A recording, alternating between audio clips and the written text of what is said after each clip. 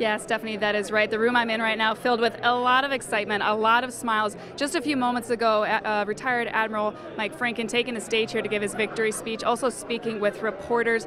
And some of what he hit on is some of those things he says that he is ready to get to work on if he can defeat Senator Chuck Grassley come November. He's focusing on things like ensuring Social Security, expanding education, making schools safer as well, and really focusing a lot of this speech on where he sees Senator Grassley really lacking in years. He says that he's made one of the most partisan Supreme Courts, as well as missing the mark on voting through what he could see as responsible gun reform. Now, at one point during his speech, he said that he's not going to be the junior senator from Iowa, saying that he will be the leading senator here from Iowa, adding that where Iowa goes, the rest of the country goes.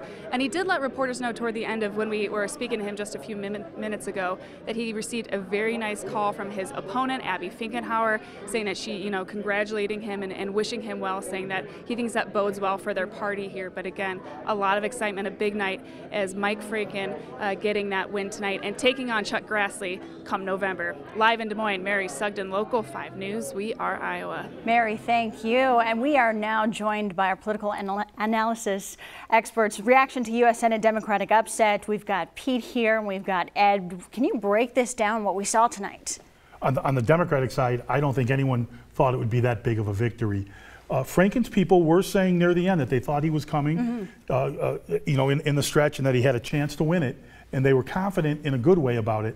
But the numbers I'm looking at there, 58-40 or whatever it was, I don't think anyone saw that coming, probably including them.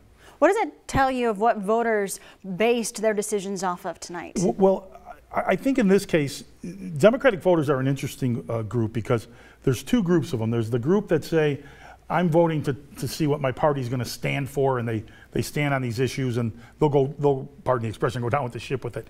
And then there are a lot of Democratic voters who look at a race and say, who has the best chance to win? And I think in this case, that might have been what was happening as the race closed, that a lot of Democratic voters looked at it and said, Chuck Grassley's a really tough guy to beat.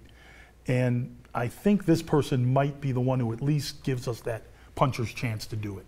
And I think that might have been why we see the numbers. How do you think their redistricting affected tonight? Well, in the Senate, it doesn't matter as much. Now, because there could be races that occurred because of redistricting that maybe brought turnout up. But in a Senate race, you're talking to the entire state of voters. So in that case, it's not as much of a problem. And with that, we have a lot more to get to. Stephanie, I'll send it over to you.